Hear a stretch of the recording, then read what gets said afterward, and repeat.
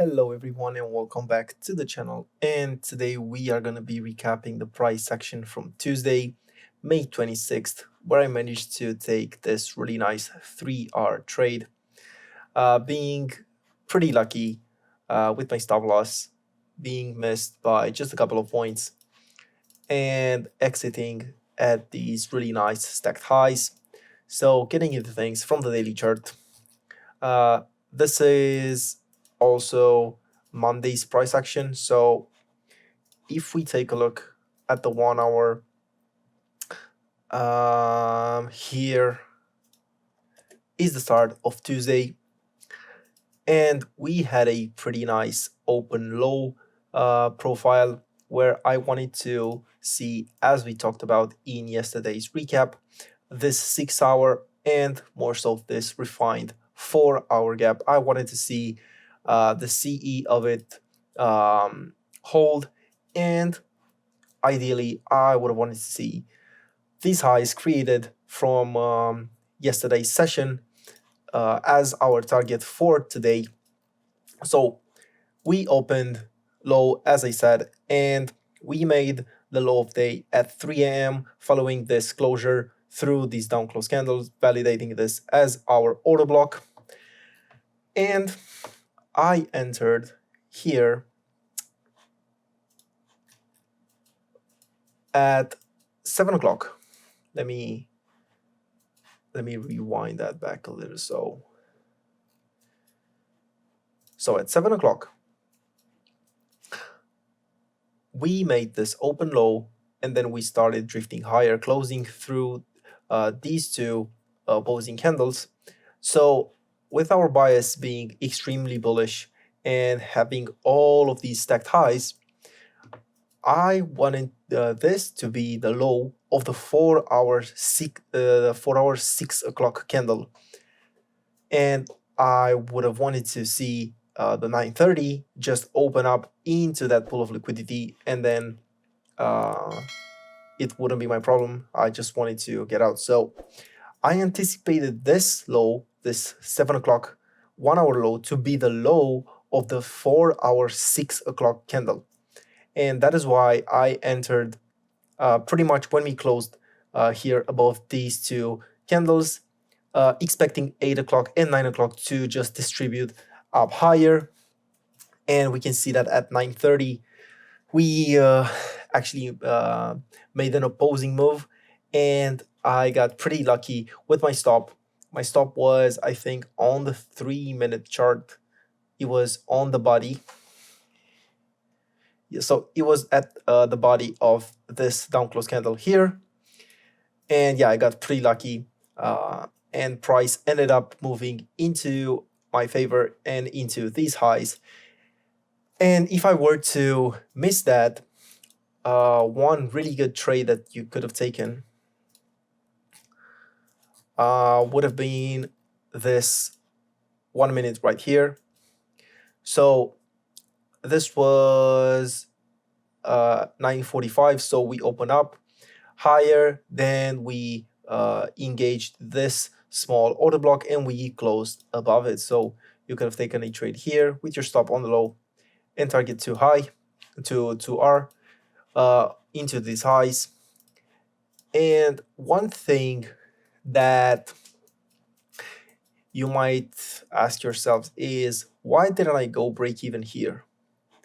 Because as I said in my weekend video, I ideally want to go break even when we cross important relevant swing points. So this was a pretty relevant swing point, because the other swing point would be here, where we got inside these series of up-close candles, and then we closed below this level. So this is also a relevant level because it is quite far away from all of these stacked highs here. So why did I go break even here? Because if I would have gone break even here, I would have been stopped here. So I didn't go break even here because I was confident in this 7 o'clock 1 hour candle being the low of this 4-hour overall larger 6 o'clock candle. And that is why I didn't expect 930 to do this deep of a retracement. I just expected 930 to just blast through all of these highs, and I got pretty lucky. But even if I lost here, I probably would have paid back my money with this trade like this. This was a really, really nice trade to take.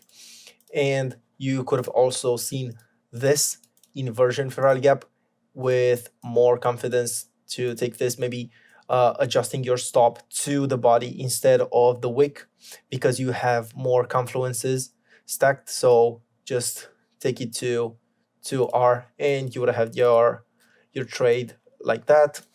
Other than that, I didn't really pay much attention to the price action after this, so I just took my fair share and closed the charts as we should. And to be honest, not much here. Let me just take a look at the 1-hour chart. So we got inside this fair value gap, but the grind higher was pretty bad. You can see YM. We are just decoupled with YM after being the strongest asset to the upside. It is now looking really, really weak. Yeah, I don't think that I could have done anything else here. This was just a slow grind down into this price leg right here. And yeah, I don't think I could have gotten involved in this.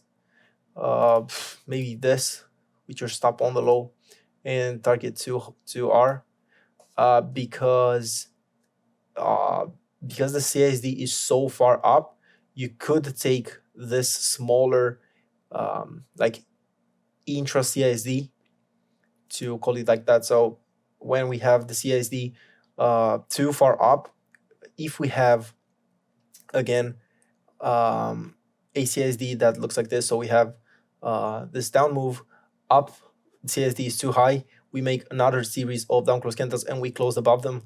You can trade this as the order block to the upside.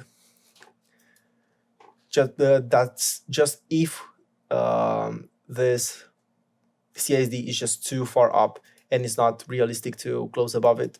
That's when you can take these. I probably can make a video of this if you want to, but this is basically the bread and butter, where you have the C2 forming the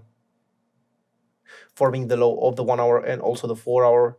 You have really nice liquidity up, and yeah, perfect setup in my opinion. And also, as I said, you could have gotten here on the 5 minute. Could you actually have gotten to R out of this? Yeah, with your stop on the low. Nope, you should have had your stop on this body, and to be honest, you should have been safe given that we have a BPR here. So you could have entered on the 5 minute chart or on this when we got inside the fair value gap and then we rejected off of it, taking this 1 minute entry with your stop on the low or on the body and just targeting to R like this. So plenty of setups up until like 11 o'clock. You really could have gotten involved in this in many ways. You just had to be wary of YM just being completely doing its own thing and having this decoupled nature going on. But yeah, this is gonna be it, guys. I'm gonna be seeing you tomorrow, so peace.